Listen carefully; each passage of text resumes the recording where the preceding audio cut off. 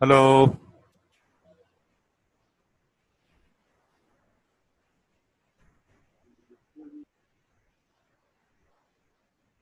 तो जैसे मेरे पास ये पैराग्राफ है। अब हम हमारी कुछ प्रॉपर्टीज थी जावा स्क्रिप्ट की जो रह गई थी कल। वो मैं आज तुम लोगों को बता देता हूँ। तो मैं पर चाहता हूँ सर कि हाँ बोलो। सर कल वाली वीडियो नहीं आई। कल नहीं आई है? नहीं सर। अपलोड तो कर दी थी यार मैंने, शायद से कोई इंटरनल एरर आ रही होगी। सर इधर शो नहीं हो रही सर, वीडियो नहीं आई चलो एक बार पिछली मैं रात। कंफर्म कर लूंगा कि क्या दिक्कत है, ठीक है ना। Yes sir. मैंने अपलोडिंग पे तो लगा दी थी कल बैच के खत्म होते ही। सर आई नहीं थी। चलो कोई नहीं। मैं ना अभी देख लूंगा, कुछ सर्वर की एरर ही आ रही होगी। देख लूंगा मैं। Yes sir. तो यहाँ पर हमारे पास पैराग्राफ है। अब मैं चाहता हूँ कि ये जो मेरा बटन है, मैं चाहता हूँ कि एक मैं बटन बना देता हूँ। क्लिक नहीं। मैं चाहता हूँ इस बटन के क्लिक करने पे इसका कलर चेंज हो जाए इस तरीके का कुछ। तो मैं क्या करूंगा, मेरे को अगर इस तरह की फंक्शनलिटी लगानी है with the help of Java script, तो मैं इस बटन के क्लिक करने पर ही करना चाहता हूँ। तो मैं इस बटन पे एक इवेंट हैंडलर लगा लूंगा। मैं सबसे पहले बटन को एक्सेस करता हूँ, variable btn is equal to document dot get element by tag name. Tag name कौन सा हमारा? Button.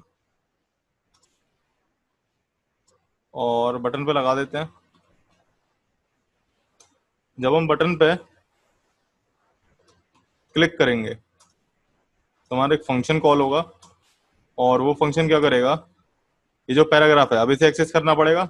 Variable para is equal to document dot get element by tag name. क्या है हमारे पास? पैराग्राफ है जीरो इंडेक्स पे। और इसी पैराग्राफ का तो हमें स्टाइलिंग करनी है, तो हमारे पास हमने पैराग्राफ को एक्सेस करके इस पैरा वेरिएबल में स्टोर करा दिया। अब मैं क्या करता हूँ, यहाँ पर पैरा लिखूंगा। सीएसएस में जिस तरह से और सारी प्रॉपर्टीज होती हैं उस तरीके से एक प्रॉपर्टी और है किसी भी एलिमेंट को स्टाइल करने के लिए। तो उसके लिए हमें सबसे पहले उस एलिमेंट को एक्सेस करना पड़ता है, फिर डॉट लगा करके हम उस प्रॉपर्टी को लगाते हैं। उस प्रॉपर्टी का नाम है स्टाइल। और फिर डॉट लगा करके आपके पास जो सीएसएस की प्रॉपर्टीज है वो अवेलेबल हो जाती है। जैसे कि टेक्स्ट के कलर को चेंज करने के लिए हमारे पास कलर प्रॉपर्टी है, is equal to red. Save किया मैंने। जब मैं इस पर क्लिक करूंगा इसका कलर रेड हो जाएगा। हो गया। तुम देखना जब मैं इस पर क्लिक करूंगा तभी इसका कलर रेड होगा। क्लियर? आवाज कट रही है सर आपकी।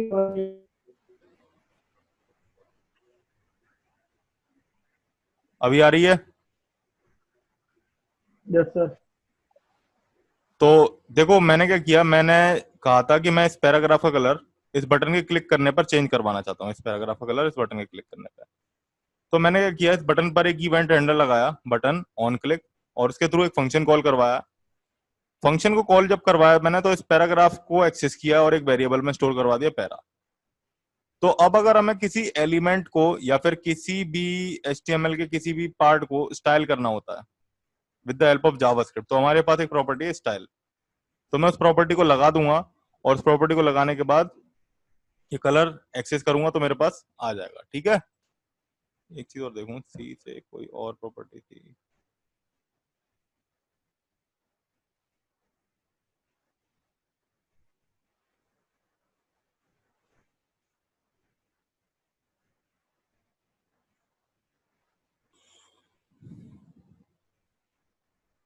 चलो ठीक है।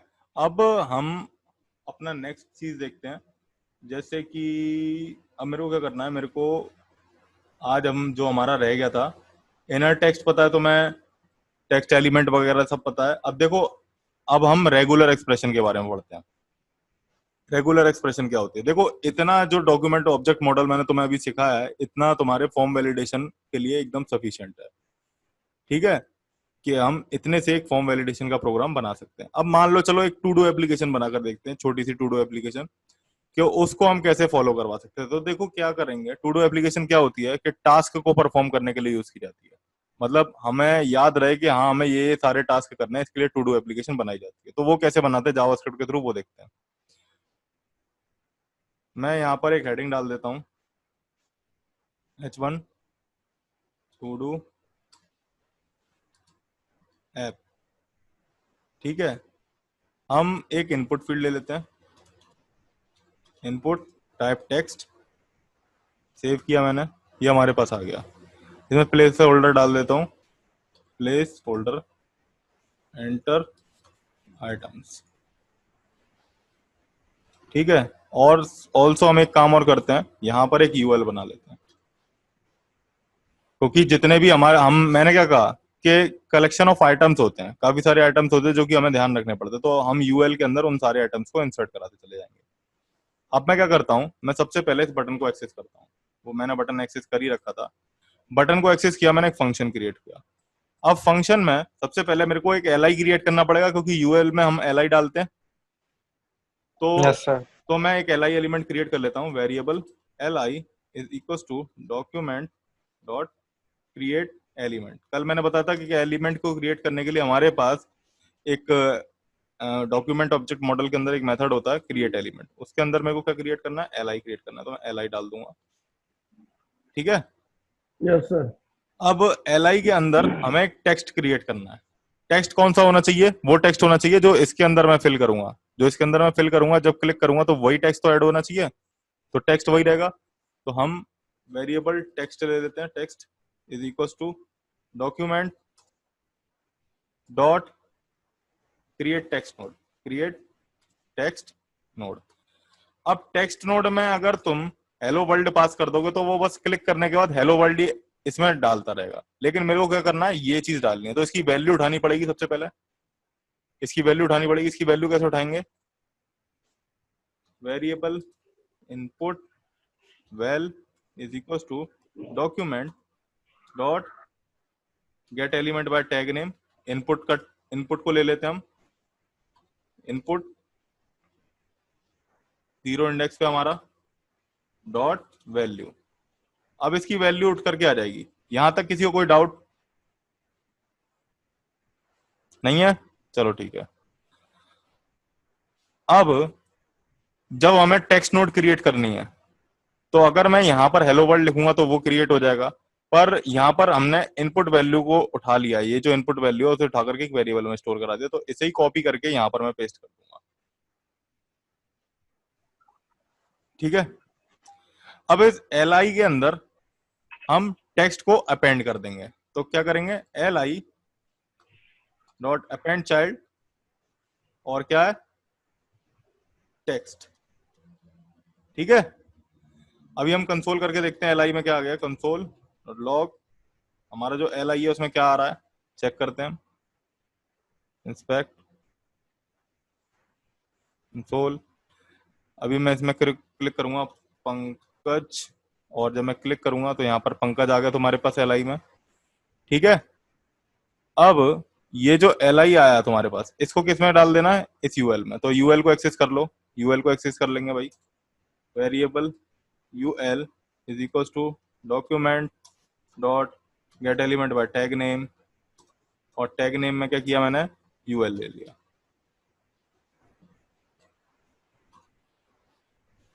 अब यूएल के अंदर हमें अपेंड करते चले जाना, किसको, एल आई को। यूएल डॉट अपेंड चाइल्ड, और ब्रेसेस में एल आई। सेव किया। अब यहां पर डालते हैं पंकज, और मैं क्लिक करूंगा तो देखो पंकज आ गया, मैंने डाला प्राशुक, और जब मैंने क्लिक किया तो देखो प्राशुक आ गया। तो देखा तुम लोगों ने कि किस तरह से अब हमारी नई नई लिस्ट पर बनी ये जा रही। कैसे पता करेंगे कि क्या पता करना है, पर ये कैसे पता करेंगे किसको किसमें अपेंड करना है? किसको किसमें अपेंड करना है, देखो सिंपल सी बात है। तुम्हें अपेंड करने में दिक्कत आ रही है तो याद रख लो कि चाइल्ड को ही हम पेरेंट के अंदर अपेंड करते हैं। ठीक है। यूएल किसका पेरेंट है, एल आई का पेरेंट है, तो जाहिर सी बात है हमें एल आई को अपेंड करना पड़ेगा यूएल के अंदर। और एल यस आई के सर। अंदर हम टेक्स्ट लिखते हैं, तो टेक्स्ट जितना भी होगा वो एल आई के अंदर ही अपेंड करना पड़ेगा। समझ में आ रही है? जितना भी यस सर। चाइल्ड एलिमेंट होता है उसी को हम पेरेंट के अंदर अपेंड करते हैं। Yes sir. तो पेरेंट सबसे पहले देखो पेरेंट कौन सा, और पेरेंट के अंदर अपेंड करने वाली जो चीज है वो क्या है। सिंपल सी बात है कि अगर मैं यूएल क्रिएट करता है यहाँ पर, तो यूएल के अंदर एक एल आई क्रिएट करता कुछ इस तरीके से, और उसके अंदर पंकज डाल देता। तो यहाँ पर सबसे पहले एक एलिमेंट क्रिएट करना पड़ेगा और एक टेक्स्ट क्रिएट करना पड़ेगा। टेक्स्ट कौन सा होना चाहिए, जो इसमें मैं फिल कर रहा हूँ। तो इसके लिए मैंने इसकी वैल्यू उठा ली है और इसको एल आई के अंदर अपेंड करा है। अब एल आई को अपेंड करने के बाद हमारे पास एक कंप्लीट सेट बन गया। अब इसे किसी के अंदर अपेंड करना है, यूएल के अंदर, तो यूएल के अंदर अपेंड कर दिया। अब समझ में आया? आया? Yes sir. Yes sir. चलो भाई, तो ये एक तुम्हारी छोटी सी टू डू एप्लीकेशन थी जो कि हम जावास्क्रिप्ट के थ्रू क्रिएट कर रहे थे। जैसे कि कहते हैं, तुमने शुरू में डाला, कुछ भी डाल दिया, स्टडी, सब्जेक्ट्स वगैरह वगैरह, तो इस तरीके से तुम्हारे ऐड होते चले जाएंगे आइटम। क्लियर? यस अब सर। रेगुलर एक्सप्रेशन के बारे में बताता हूँ। देखो रेगुलर एक्सप्रेशन क्या होती है। रेगुलर एक्सप्रेशन एक तरीके का पैटर्न मैचिंग फीचर होता है। मतलब जैसे मैंने यहां पर, अब एक बार बताओ, जो टास्क तुम डाल रहे हो टू डू में, वो कुछ इस तरीके का तो नहीं हो सकता ना, वो कुछ इसी तरीके का तो होगा। हेलो हो गया, या फिर कुछ कोई वर्ड हो गया, वो कुछ वर्ड ही तो होगा, वो कुछ इस तरीके का तो हो नहीं सकता ना। तो मेरे को क्या है, ये चेक करवाना है कि ये इनपुट, जैसे मैंने नेम लिया है, कि यूजर अपना सिर्फ और सिर्फ इनपुट बॉक्स में नेम ही इंसर्ट करवा सके।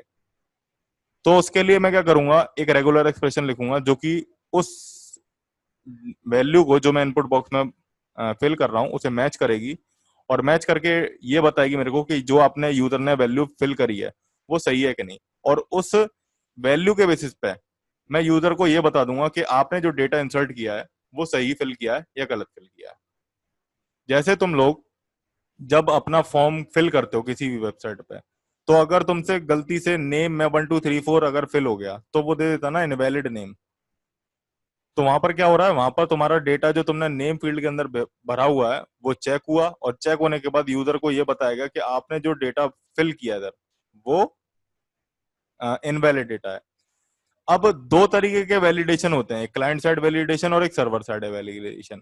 तो जो क्लाइंट साइड वैलिडेशन होते हैं वो हम जावास्क्रिप्ट के थ्रू करते हैं, और जो सर्वर साइड वैलिडेशन होते हैं वो या तो पीएचपी के थ्रू कर लो या नोड जेएस के थ्रू कर लो। नोड जेएस में जेडब्ल्यूटी होता है, जेसन वेब टोकन्स, तो उसके थ्रू हम करते हैं।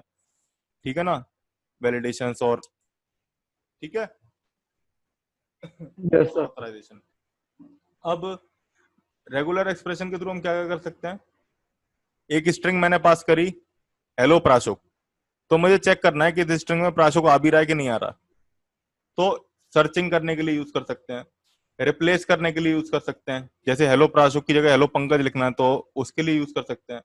उसमें से इंफॉर्मेशन निकाल लिया कि जैसे हेलो प्राशोक है मेरे पास एक स्ट्रिंग में, तो प्राशुक प्राशुक निकालना है मेरे को, बस। तो मैं क्या करूंगा, इसके लिए भी रेगुलर एक्सप्रेशन यूज करूंगा। रेगुलर एक्सप्रेशन को जावास्क्रिप्ट में यूज करने के दो अलग अलग तरीके हैं, एक रेगुलर एक्सप्रेशन लिटरल होता है और एक रेगुलर एक्सप्रेशन ऑब्जेक्ट कंस्ट्रक्टर होता है। ठीक है, तो मैं रेगुलर एक्सप्रेशन लिटरल के थ्रू बताता हूँ। सबसे पहले हम क्या करते हैं, चेक लिख देता हूँ यहाँ पर, चेक स्ट्रिंग, चेक स्ट्रिंग, और क्या करते हैं, इसको डिलीट कर देते हैं, इसको भी डिलीट कर देते हैं, इसको भी डिलीट कर देते हैं। अब जैसे क्या किया मैंने, मैं इस बटन पे ही लगा करके दिखाता हूँ, या फिर मैं सिंपल, पहले सिंपल एक प्रोग्राम ले। मैंने क्या किया, मैंने एक वेरिएबल लिया str, और इसमें लिखा हेलो पंकज। अब मुझे ये चेक करना है, सर्च करना है कि इसमें पंकज वास्तव में आ भी रहा है कि नहीं आ रहा है। तो ये मैं कैसे चेक करूंगा स्ट्रिंग में? तो उसके लिए सिंपल सी बात है, हम रेगुलर एक्सप्रेशन यूज करते हैं। तो रेगुलर एक्सप्रेशन लिटरल के थ्रू ये मैं करके दिखाता हूँ। मैंने लिया कंसोल लॉग, और इसमें स्ट्रिंग पास किया, स्ट्रिंग। हमारे पास एक मेथड और होता है स्ट्रिंग के लिए, काफी सारे मेथड्स हैं। अपर केस, जैसे तुमने लिखा टू अपर केस, तो ये क्या होगा, ये अपर केस में कन्वर्ट हो जाएगा। देखना, ये अपर केस में हो गया। टू लोअर केस लिख दोगे तो लोअर केस में हो जाएगा। Yes sir. ठीक है, यस सर। और स्प्लिट कर दोगे, स्प्लिट स्प्लिट कर दोगे तो स्प्लिट भी हो जाएगा। देखो हेलो पंकज अलग अलग आ गया। एक एरे रिटर्न करता है, और मैं चाहता हूँ कि ये स्प्लिट हो एक स्पेस के बाद, तो दो आपके पास वैल्यू आ जाएंगी, एक स्पेस से उसने स्प्लिट कर दी। तो इस तरीके काफी सारे फंक्शंस होते हैं बिल्ट इन, जो कि स्ट्रिंग के साथ हम यूज करते हैं। तो एक फंक्शन और होता है जो कि रेगुलर एक्सप्रेशन में यूज होता है, जिसे हम कहते हैं सर्च, जो कि सर्चिंग के लिए यूज होता है। अब सर्च में, सर्च किस तरीके से सिंटेक्स मांगता है, रेगुलर एक्सप्रेशन सर्च में कैसे पास की जाएगी? देखो, अब जो मैं सर्च के अंदर पास करूंगा पैरेंथेसिस के अंदर, वो क्या होगी? वो एक रेगुलर एक्सप्रेशन है। तो रेगुलर एक्सप्रेशन को पास करने के लिए हम क्या करते हैं? दो फॉरवर्ड स्लैश लगाते हैं और उसके बीच में अपनी रेगुलर एक्सप्रेशन लिखते हैं। जैसे मेरे को क्या सर्च करना था यहाँ पर? पंकज सर्च करना था, तो मैं दूंगा पंकज। ठीक है। और अब मैं क्या करता हूं, इसे सेव कर लिया। तो ये 6 दिखा रहा है। 6 क्यों दिखा रहा है? क्योंकि ये 6th इंडेक्स पे मिल गया। पर अगर इसे नहीं मिलता पंकज, मान लो कि मैंने स्मॉल पी दे दिया, तो ये क्या दे देता? -1। -1 क्यों? क्योंकि इसे नहीं मिल रहा है। ठीक है। तो यस सर्चिंग में सर। ये होता है, हम इस तरीके से सर्च कर सकते हैं अपने स्ट्रिंग को। क्या कह रहे थे? कुछ नहीं सर, समझ में आ गया। समझ में आ गया। एक होता है regular expression object constructor. Regular expression object constructor में जैसे अभी तक हम नंबर कंस्ट्रक्टर वगैरह यूज कर रहे थे, उसी तरीके से न्यू लगा करके हम रेगुलर एक्सप्रेशन कंस्ट्रक्टर लेते हैं। मान लो कि जैसे हेलो पंकज लिखा हुआ है और अब मेरे को इसमें सर्च करना है। ठीक है। तो मैं क्या करूंगा? अब मेरे को इसके लिए एक रेगुलर एक्सप्रेशन बनानी पड़ेगी। उसमें क्या था? डायरेक्ट मैं पास कर देता था, इसमें बनानी पड़ेगी। Regular expression is equal to new regular expression. ये है रेगुलर एक्सप्रेशन कंस्ट्रक्टर। अब इसके अंदर अभी तक हमने जो बनाया था वो पास करेंगे। क्या करा बनाया था मैंने करा था पंकज। ठीक है। अब हम चेक करते हैं, कंसोल लॉग स्ट्रिंग है, उसमें सर्च करो क्या जो हमने रेगुलर एक्सप्रेशन बनाई है वो। तो क्या दे दिया इसने? 6 दे दिया, क्योंकि ये 6 पे था। ठीक है। Yes sir. अब मान लो यस कि सर। यूजर यूजर स्मॉल भी एंट्री फिल कर सकता है और यूजर क्या है, कैपिटल एंट्री भी फिल कर सकता है।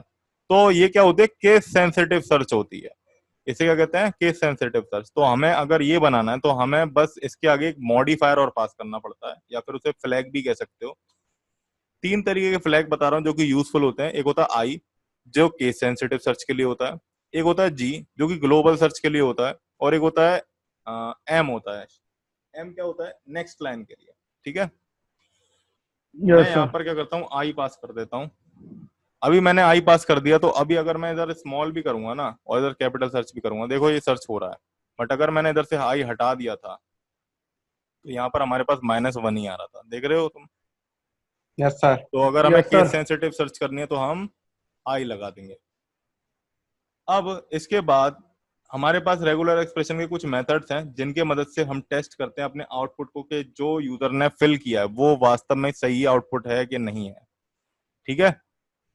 तो हमारे पास दो तरीके के मेथड है, एक होता है टेस्ट और एक होता है मैच। टेस्ट क्या करता है? टेस्ट और मैच दोनों ही तरीके से दोनों एक ही तरीके से वर्क करते हैं, बस दोनों के आउटपुट में डिफरेंस होता है। ठीक है। एक ट्रू और फॉल्स रिटर्न करता है और एक क्या रिटर्न करता है, जैसे कि उसको मिल जाता है तो मैच में एरे वगैरह जो भी होगा वो रिटर्न कर देगा, अदरवाइज नल रिटर्न कर देगा। चलो देखते हैं, उससे पहले टेस्ट मेथड को हम देखते हैं, टेस्ट कैसे वर्क करता है। मान लो कि मैंने यहां पर किया hello students Java script is awesome. ठीक है। अब मुझे इसे टेस्ट करना है, तो मैंने यहाँ पे किया, एक रिजल्ट नाम से वेरिएबल बना लेता हूं और इधर इसे हटा देते हैं हम। रिजल्ट में मैंने क्या किया, मैं यहां पर एक रेगुलर एक्सप्रेशन बना लेता हूं इस तरीके से। अब इसके अंदर मैं अपना ये जो जावा स्क्रिप्ट है ये पास करूंगा। मेरे को क्योंकि यही चेक करना है कि मेरा जो स्ट्रिंग है उसमें जावास्क्रिप्ट आ भी रहा है कि नहीं आ रहा। केस सेंसिटिव सर्च दे देंगे और डॉट लगा करके टेस्ट लिख देंगे। ठीक है। और इसमें क्या कर देंगे, इसमें हम पास कर देंगे अपनी वो स्ट्रिंग जिसे हमें टेस्ट करना है, और यहां पर हम रिजल्ट को प्रिंट करवा देंगे। देखो ट्रू आ गया क्योंकि जावास्क्रिप्ट है। ये थोड़ा सा कॉम्प्लिकेटेड लग रहा होगा, लेकिन इसको कॉम्प्लिकेटेड हटा।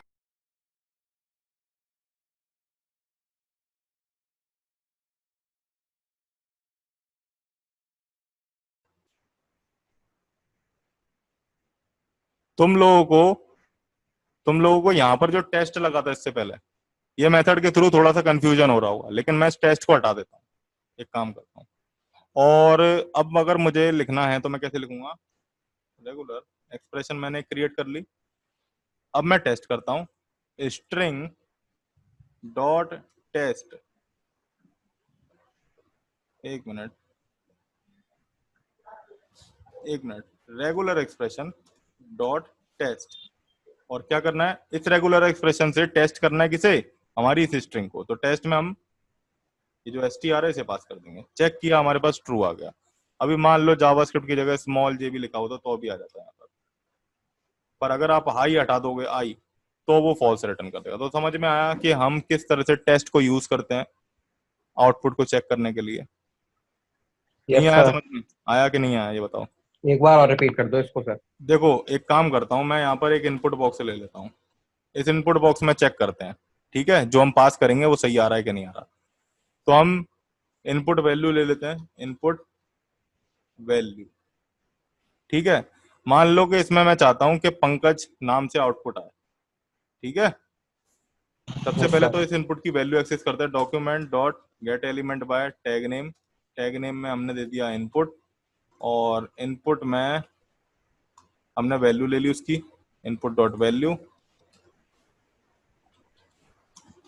ठीक है। अब इस वैल्यू चेक करना है, तो यहां पर सिंपल सिंपल से इनपुट वैल्यू को पास कर दो। रेगुलर एक्सप्रेशन मैंने बना दिया। क्या मैंने रेगुलर एक्सप्रेशन में ले लिया पंकज, ठीक है। ये मत पास कर देना, ये मत पास कर देना, नहीं तो यूजर कुछ भी भरेगा वो वैलिडेट हो जाएगा। अब मैं चाहता हूं कि मैंने एक रेगुलर एक्सप्रेशन बनाई पंकज नाम से। अब इस रेगुलर एक्सप्रेशन से मैंने टेस्ट किया जो हमारे पास ये जो इनपुट वैल्यू आ रही थी इसको। तो अब अगर इसमें मैं मतलब क्या करूंगा, मैंने इसमें ले दिया प्राशु, मैंने ये पास किया और चेक स्ट्रिंग किया, तो मेरे पास क्या आएगा, फॉल्स नहीं आया। यहाँ पे क्या आ रहा है, दिक्कत नहीं है, एक मिनट। ओ बटन को क्लिक करने पे कराना था ना ये मेरे को। Variable button is equals to document dot get element by tag name. अरे सर ये स्क्रीन बहुत लैग कर रही है, आज कुछ दिख ही नहीं रहा। लैग कर रही है, यस सर, बहुत हो रही बहुत है ज्यादा। सर। हमें सर कुछ आप दिख ही नहीं रहा अभी। लिख रहे हो, आप कुछ पता ही नहीं पड़ रहा क्या लिख रहे हो। अच्छा यार, चलो सर मैं भी, कम से कम सर 1 मिनट बाद दिखता है, जो लिख लिख देते हो आप उसको। चलो मैं देखता हूँ इसे अभी, थोड़े 1 मिनट रुकना, ठीक है। Yes sir.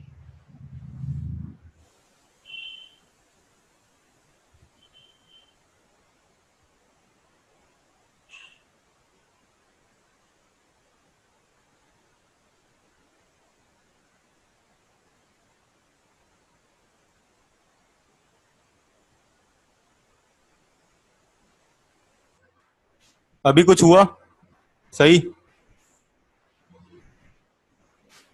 सर अभी तो हाँ, मतलब लिखना कुछ सर ऐसे की।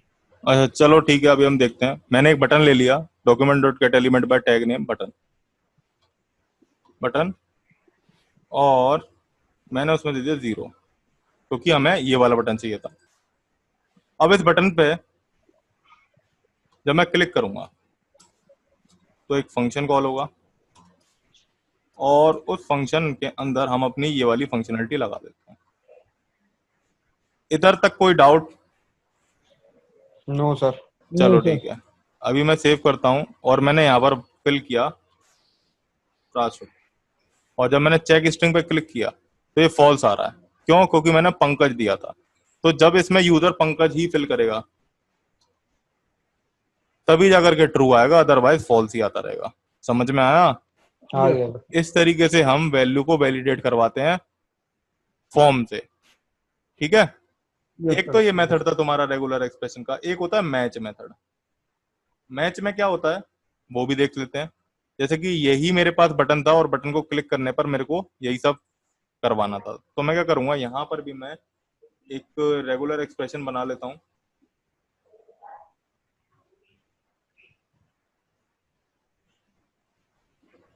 मैंने ये पंकज ही बना लिया, एक काम करते हैं पंकज ही ले लेते हैं। और इधर बस इसमें क्या होता है, जो वैल्यू इधर आ रही है वो इधर आ जाएगी, और इधर जो आ रही है वो इधर आ जाएगी, ठीक है। मतलब कैसे, जो हमारी इनपुट वैल्यू आ रही है स्ट्रिंग में डॉट मैच और क्या रेगुलर एक्सप्रेशन थे जो हमने क्रिएट करी है, बस ये चेंज हो जाता है। अब जैसे इसमें तुमने भरा प्राशु और चेक स्ट्रिंग पे क्लिक किया तो नल आ रहा है क्योंकि इसे कोई वैल्यू नहीं मिली। लेकिन अगर मैंने पंकज दे दिया और चेक किया तो देख रहे हो तुम पंकज आ रहा है और उसका इंडेक्स भी आ रहा है कि कहां से, 0 से स्टार्ट हो रहा है। ठीक है, मैंने बताया था कि एरे यस और सर। नल रिटर्न करता है। Yes sir. ठीक है, तो ये दो तरीके के मेथड थे जो कि हम फॉर्म वैलिडेशन में यूज करेंगे जब हम जावास्क्रिप्ट से फॉर्म वैलिडेशन करेंगे। तो अब मैं तुम्हें बताता हूँ कि हम रेगुलर एक्सप्रेशन लिखते कैसे हैं। ठीक है, देखो एक तो है तुम्हारे पास कि तुम रेगुलर एक्सप्रेशन को डायरेक्ट कॉपी पेस्ट कर लो, और जहां तक है डेवलपमेंट में वही होता है, पर मैं फिर भी तुम्हें थोड़ा बहुत बता देता हूँ कि किस तरीके से हम नेम्स वगैरह को वैलिडेट करते हैं। अब यहाँ पर तुम्हारे पास दो साइट है। सबसे पहली वाली साइट है REGLIB, ये रही, नहीं REGEXLIB, ये वाली लाइब्रेरी, ये वाली रेगुलर एक्सप्रेशन लाइब्रेरी, ये रही। ठीक है, यस सर। इस पर क्या है, इस पर तुम्हें Yes, sir. बनी बनाई रेगुलर एक्सप्रेशंस मिल जाएंगी। और एक तुम्हारे पास है टेस्ट करने के लिए REGEXPAL, ये क्या है, रेगुलर एक्सप्रेशन को टेस्ट करने की वेबसाइट है जिस पर हम अपनी रेगुलर एक्सप्रेशन को लिख करके उसे टेस्ट कर सकते हैं। अब जैसे मान लो, देख रहे हो तुम यहाँ पर भी दो फॉरवर्ड स्लैश और उसके बाद जी लिखा हुआ है। जी मतलब ग्लोबली सर्च, वो ग्लोबल सर्च करेगा। अब मान लो कि मेरे को ये स्ट्रिंग सर्च करनी थी, मैंने अपना नाम लिख दिया रोहित सिंह, तो इसके लिए मुझे बनानी है मैच करती हुई एक रेगुलर एक्सप्रेशन। तो कैसे बनाऊंगा, पहले मैं तो बनाना बता देता हूँ। तो रेगुलर एक्सप्रेशन के लिए हम बनाते हैं सेट्स। क्या बनाते हैं, सेट्स। सेट्स बनाने के लिए हम स्क्वायर ब्रैकेट्स लेते हैं। अब इसमें पहली वाली स्ट्रिंग देखो, पहली वाली स्ट्रिंग में कैपिटल A to Z कोई भी लेटर आ सकता है। पहले वाली स्ट्रिंग जो है भाई, Yes, नाम sir. Capital A to Z कुछ भी हो सकता है और स्मॉल A to Z कुछ भी हो सकता है। तो हम सबसे पहले लिख देते हैं कैपिटल A to Z कुछ भी हो सकता है और स्मॉल A to Z कुछ भी हो सकता है। क्लियर? Yes sir. हर किसी Yes, के sir. नाम में एक स्पेस होता Yes, sir. है ना? होता है कि नहीं होता? तो यस सर। होता देखो, है. कभी भी क्या करो, तुम अपने पहले वर्ड को मैच करो तो एक चीज और लगा देना, कैरेट। कैरेट से स्टार्ट करते हैं हम, देख रहे हो, पहले वर्ड को मैच कराने के लिए। अब हमारे नाम में एक स्ट्रिंग मतलब एक स्पेस होना चाहिए भाई। एक और एक चीज और बता दूं, जो आपका पहला वर्ड है वो कितना भी बड़ा हो सकता है। किसी के नाम का पहला वर्ड कितना भी बड़ा हो सकता है और कितना भी छोटा हो सकता है, कोई उससे कोई वो नहीं कर सकते। तो अगर मुझे पहला पूरा वर्ड सिलेक्ट करवाना है, मतलब जो मेरा पहला वर्ड है वो कैपिटल A to Z में भी आ जाए और वो स्मॉल A to Z में भी आ जाए और उसकी कोई लेंथ ना दो, तो मैं एक स्ट्रिंग लगा देता हूँ इस तरीके से। ठीक है, इससे क्या होगा, मेरा पहला वर्ड पूरा सिलेक्ट हो जाएगा। अब उसके बाद क्या करना है, मेरे को स्पेस मैच करना है। यहाँ पर स्पेस आ रहा है, एक स्पेस आ रहा है। तो स्पेस मैच करने के लिए रेगुलर एक्सप्रेशन में हम क्या करेंगे, backward slash S. Space match हो गया। कितने स्पेस होते हैं नाम में, एक ही तो होता है, तो करली ब्रेसेस दे करके एक स्पेस पास कर दिया। अब क्या है, हमारे पास दोबारा से वही सिंह आ रहा है, तो मैं क्या करूंगा, कैपिटल A to Z और स्मॉल A to Z। ठीक है, फिर से स्ट्रिंग लगाओ और रेगुलर एक्सप्रेशन को एंड करने के लिए हम डॉलर लगा देते हैं। तो ये बन गई पूरी की पूरी एक रेगुलर एक्सप्रेशन। अब जो भी यूजर नाम फिल करेगा, अगर उसमें 1 2 3 आ गया, जैसे 1 2 3 फिल कर दिया, देख रहे हो मैच नहीं कर रहा है। Yes sir. Okay, Yes, sir. इस Yes. तरीके से बनती है रेगुलर एक्सप्रेशन। लेकिन ये पूरी की पूरी क्या है, ये एक पूरे फुल नेम के लिए। अगर मुझे एक सिंगल नेम के लिए बनानी है, सिंपल सिंपल रोहित बनाना है मेरे को, सिंपल यही बनाना है। ठीक है, तो अभी ये तो मैच नहीं कर रही क्योंकि मैंने इतनी बड़ी दे रखी है। तो क्या करूंगा यस मैं, सर। यहां से इसे हटा देंगे और सिंपल यहां तक रखेंगे, बस खत्म किस्सा। अब सर एक बार, एक एक लाइन की बनानी हो पूरी तो एक लाइन की मतलब, मतलब सर मतलब बहुत नेम की बना सकते हैं कि नेम की बना सकते हो तुम, ईमेल की बना सकते हो तुम, मोबाइल नंबर की। अभी मैं मोबाइल नंबर की बना के दिखाता हूँ। देखो मोस्टली फॉर्म वैलिडेशन में क्या क्या होता है, एक तो तुम्हारा मोबाइल नंबर वैलिडेट होगा, तुम्हारा कहते हैं ये ईमेल वैलिडेट होगा, और क्या हो सकता है, तुम्हारा यूजर नेम वैलिडेट होगा, तुम्हारा नाम वैलिडेशन होता है। इसके अलावा कौन सी चीज वैलिडेट करते हैं, इसके अलावा देखा तुमने किसी चीज को वैलिडेट कराते हुए फॉर्म में? नहीं देखा होगा। नो। वैसे और भी बहुत सारी चीजें होती हैं पर जो क्लाइंट साइड पे वैलिडेशन होता है वो इन्हीं चीजों में होता है बेसिकली। अब जैसे मोबाइल नंबर कराना है मेरे को, मोबाइल नंबर में कितने डिजिट होते हैं? 10 होते हैं। 10। 10 होते हैं। तो हम एक कैरेट लेंगे स्टार्ट करने के लिए, और नंबर 0 to 9 कितना भी हो सकता है, और कितने डिजिट होते हैं? 10। 10। तो यहां पर दे दो कुछ भी, 1 2 3 4 5 6 7 8 9। ये नंबर ऐसी डमी नंबर है, मैंने ऐसी लिख दिया है, ठीक है, कॉल वॉल मत कर लेना इस पे। ये देखो यहां पर ये नंबर है, मैच हो गया। अब अगर मैंने इससे एक ज्यादा लिखा तो मैच नहीं होगा, और इससे एक कम लिखा तो मैच नहीं होगा। क्लियर? Yes sir. यस इसके सर। बाद आता है हमारा ईमेल एड्रेस, कैसे वैलिडेशन करते हैं। ईमेल एड्रेस को वैलिडेशन करना थोड़ा सा टिपिकल होता है, क्योंकि ईमेल एड्रेस, देखो देखो एक चीज और बता दूं, जो नंबर होते हैं उसमें कभी ये वाला साइन मत लगा देना, ये सिर्फ स्ट्रिंग के लिए होता है या फिर कैरेक्टर्स के लिए होता है, जो ये अल्फाबेट्स होते हैं। अब जैसे मुझे वैलिडेट करवाना है ईमेल एड्रेस, तो उसे कैसे करवाएंगे? कैरेट लगाएंगे, और वो किससे बीच में होना चाहिए? शुरू का email address A to Z होना चाहिए, कुछ भी हो सकता है A to Z से, यस यस सर। सर। और स्मॉल A to Z से भी हो सकता है। उसमें कुछ स्पेशल कैरेक्टर्स भी आ सकते हैं, जैसे हैश भी लगा लेते हैं यूजर, डॉलर यस भी सर। लगा लेता है, और तुम्हारा अंडरस्कोर भी लगा लेता है, और तुम्हारा कहते हैं हाइफन भी लगा लेता है यूजर, 0 to 9 भी लगा लेता है। अब देखो यहाँ पर क्या हुआ, तुम्हारे पास एक नीचे तुम देख रहे होगे वार्निंग आ गई, एरर, यस ठीक है, sir. Range value reserved, starting character is greater than and character. तो कभी इस तरीके की एरर आ जाए ना, तो एरर से पहले हमेशा एक बैकवर्ड स्लैश लगा दो। ठीक है, हो गया? Yes sir. Yes sir. ठीक है। तो अब क्या है, मेरे को इस तरीके से मैच हो गई। अब मेरे को क्या करना है, मैं पूरी पूरी इसको स्ट्रिंग को सिलेक्ट कर लेता हूँ। जैसे मान लो कि मेरा जो ईमेल एड्रेस है वो है ER रोहित, यहाँ पे, अरे यहाँ पे लिख के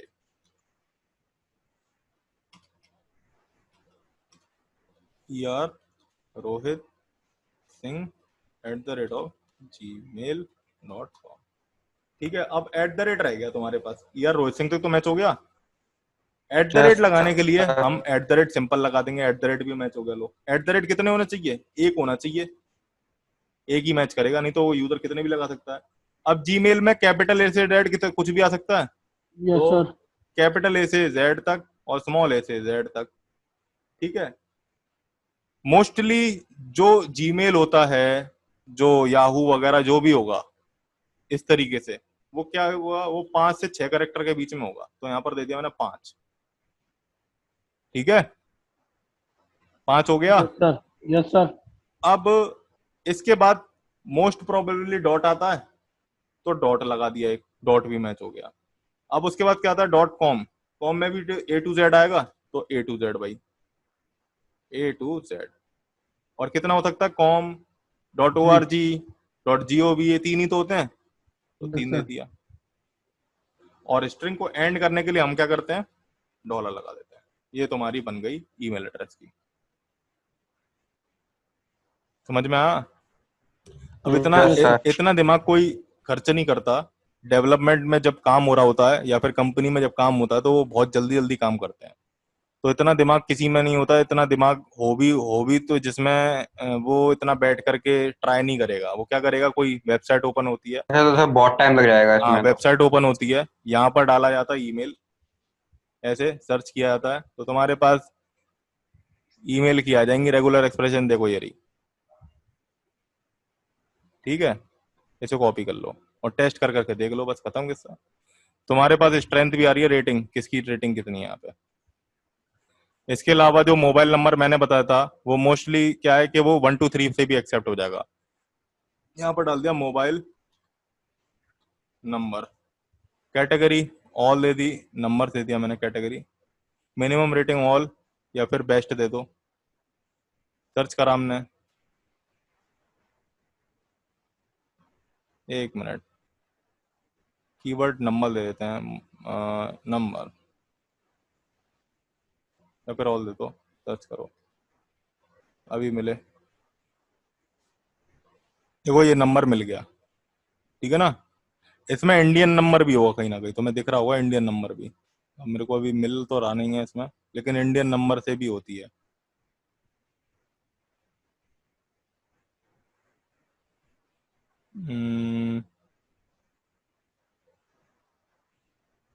होता है इसमें, इंडियन नंबर का देख देता हूँ मैं, इंडियन नंबर, इंडियन नंबर।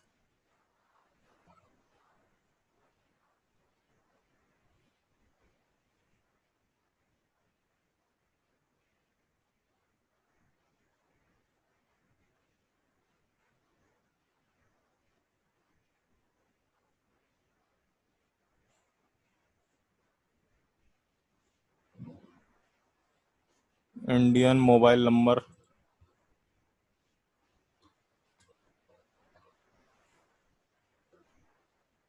हाँ देखो ये आ गया इंडियन मोबाइल नंबर। तो यहाँ पर इस तरीके की रेगुलर एक्सप्रेशन बनेगी और तुम इसे कॉपी करके पेस्ट कर दो। ठीक है, ये एक और हो गई, ये इस तरीके की यस रेगुलर हाँ सर। एक्सप्रेशन बनेगी, तो इसे कॉपी करके पेस्ट कर दो, इसकी यस राइटिंग सर। भी आता है। ठीक है, तो ये इतना ज्यादा काम कोई नहीं करता, ये जो मैंने यहाँ पर बताया था, बस मैंने तुम्हें एक ओवरव्यू दिया है कि हाँ इस तरीके से रेगुलर एक्सप्रेशन वर्क करती है। ठीक है, अब मैं एक फॉर्म वैलिडेशन का छोटा सा प्रोग्राम बना करके दिखाता हूँ, जिसमें मैं 3 फील्ड्स ले लूंगा, नेम, ईमेल और पासवर्ड, और इसी को मैं वैलिडेट करवा के दिखाता हूँ। मैं एक फॉर्म ले लेता हूँ, फॉर्म, और फॉर्म में हम लेते हैं input field, input type text, place holder, enter, name. इसके अलावा इनपुट ले लेते हैं email, place holder, enter, email. इसके अलावा हम इनपुट लेकर के एक मोबाइल नंबर ले लेते हैं, नंबर दे दिया, या तो नंबर दे दो या फिर टेक्स्ट ही दे दो। टेक्स्ट से तुम्हें मैं बता देता हूँ, text, place holder, enter, number. और एक चीज और दे देते हैं, user name, place holder, enter, user name, और पासवर्ड ले लेते हैं।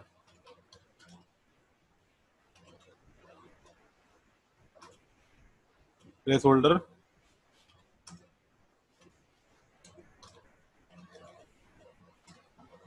सेव कर लिया हमने और इसमें एक बटन बना दिया,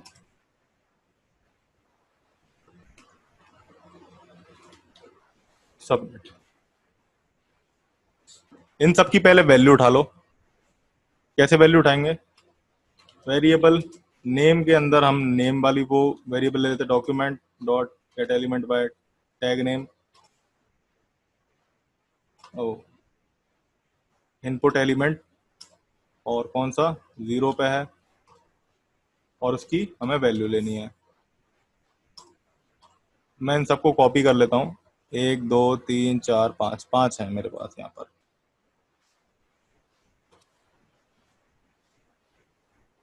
name, email, number,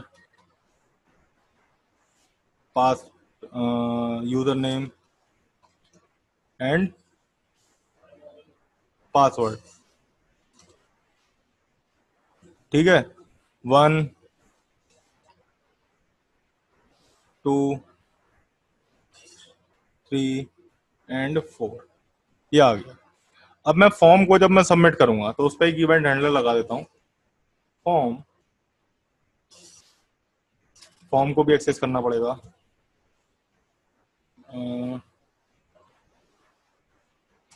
variable form is equal to document dot get element by tag name.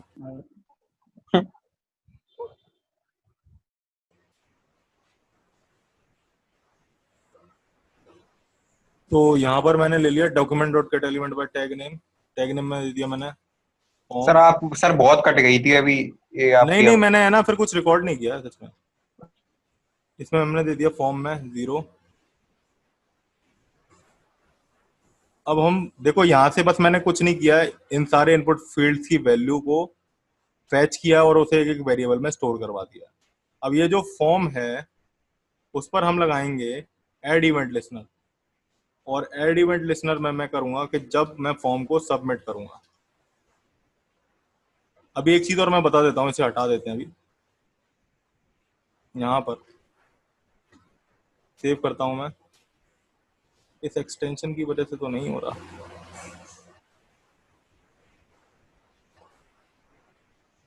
चलो छोड़ो।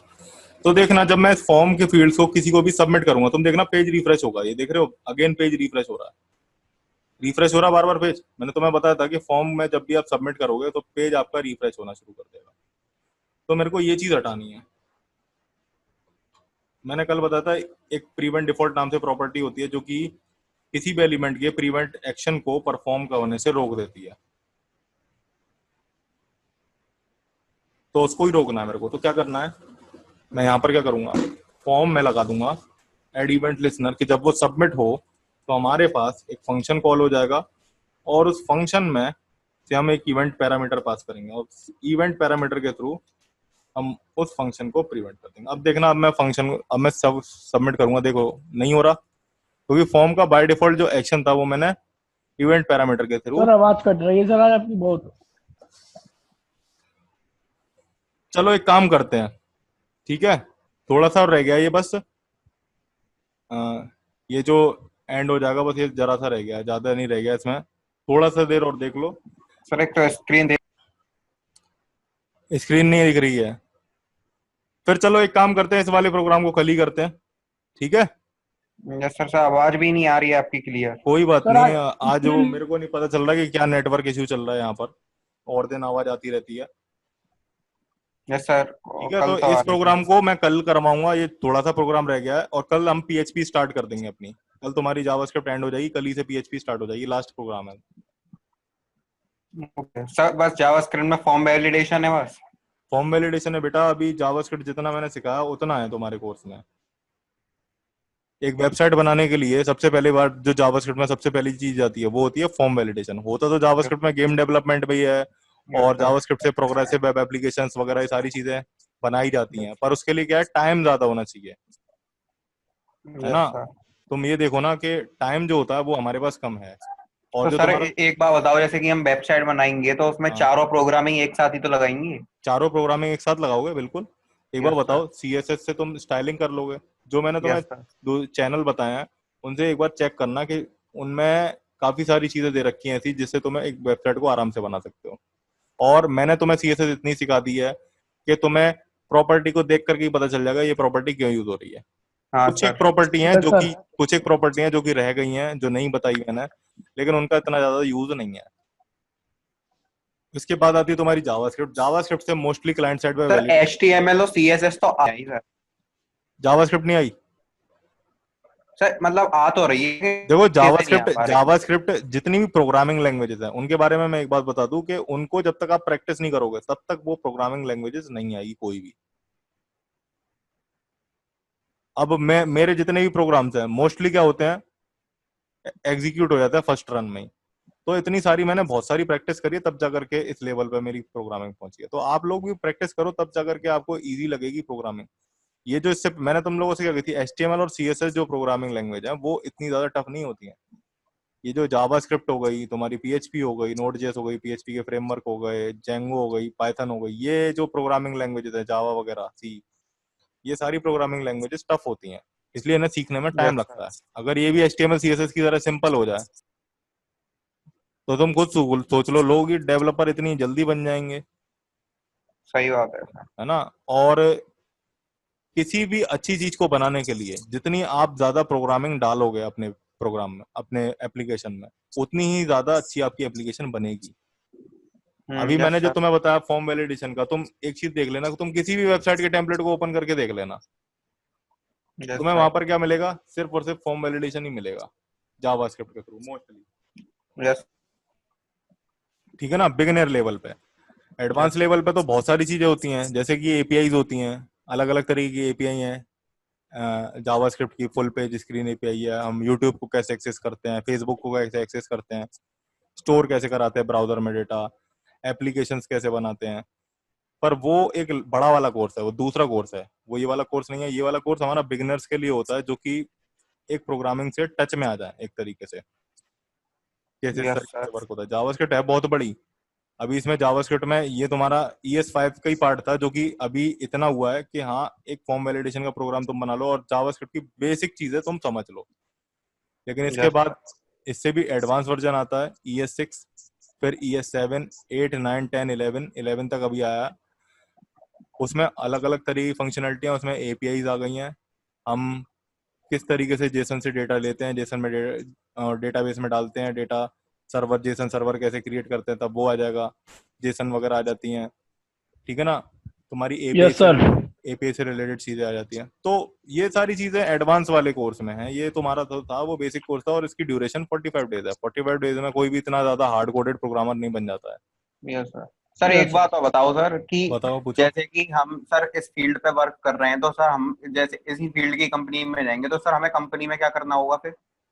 जैसे तुम लोग कंपनी में गए, अब यस क्या सर। है कि मान लो कि कंपनी थी वेब की, यस सर। ठीक है, तो सबसे पहले क्या है कि ये नहीं है कि आज के टाइम में कंपनी ट्रेनिंग कराएगी। वैसे भी ये कोरोना वायरस की वजह से कंपनी को काफी ज्यादा लॉस हो गया, तो वो अपना टाइम ट्रेनिंग में वेस्ट नहीं करेगी। जो अच्छी अच्छी कंपनी है वो तो स्टिल ट्रेनिंग करवा यस सर। सकती हैं, पर यस जो सर। छोटी छोटी कंपनीज होती हैं वो क्या है कि वो ट्रेनिंग नहीं करवाएंगी अब। और अच्छी कंपनियों का मैं बता दूं कि अच्छी कंपनियों में क्या है कि अब तुरंत आपको प्रोजेक्ट दे दिया जाएगा। ऐसा नहीं है कि आपको 1 साल बैठाया जाएगा या फिर कुछ टाइम के लिए आपको ट्रेनिंग दी जाती है। और कंपनी में काम क्या करना होता है, कंपनी में जैसे आप लोग गए, आपसे पूछ, आपके स्किल्स के बेसिस पे आपको काम करने को दिया जाएगा। और अगर आपको ट्रेनिंग दी जा रही है तो ये समझ लो कि आपको हायर तो वेब के बेसिस पे किया गया है, लेकिन वो ट्रेनिंग किसी पे भी दे सकते हैं। डॉट नेट पे दे देंगे तुम्हें।